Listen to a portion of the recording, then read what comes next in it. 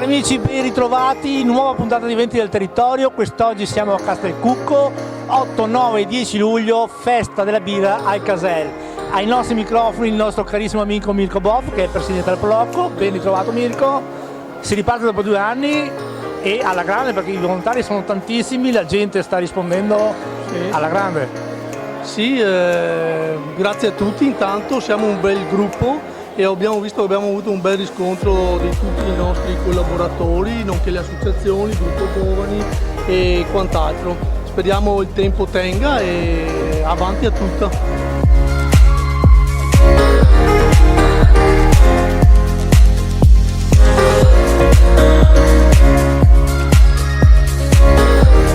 Assolutamente credo che è doveroso innanzitutto il ringraziamento alla Proloco, ma poi a tutte le associazioni paesane, non vorrei dimenticarne alcuna, per cui assolutamente voglio ringraziarle tutte indistintamente. È evidente che l'obiettivo dell'amministrazione è quello di valorizzare il nostro territorio, per cui cercheremo di fare tutto quanto quello che è possibile a supporto delle iniziative che vengono messe in atto.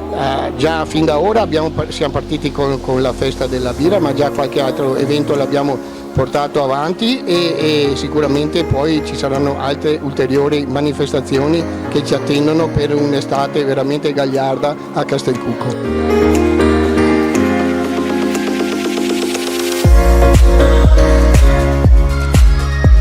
La festa è imbastita, diciamo, su un po' una festa della birra bavarese. Abbiamo hamburger, wuster, bistecche di cavallo, bistecche di coppa, patate fritte.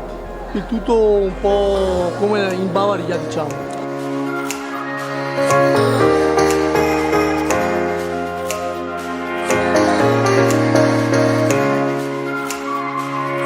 Ma da giovani volevamo contribuire come meglio si poteva, insomma, con quella freschezza che possono portare i giovani, che sicuramente non manca ormai da anni a questa festa, ma volevamo dare il nostro contributo in maniera sempre più importante.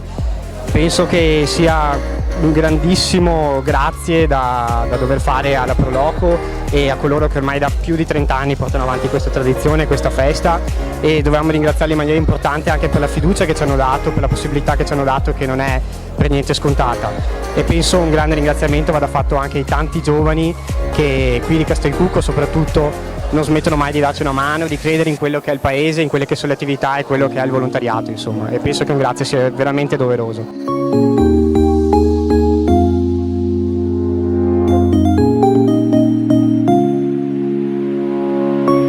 Sicuramente senza tutta questa gente che ci dà una mano non faremo nulla e speriamo che i giovani ci diano anche un bel ricambio e loro hanno uno stand dove c'è un po' di musica e di allegria.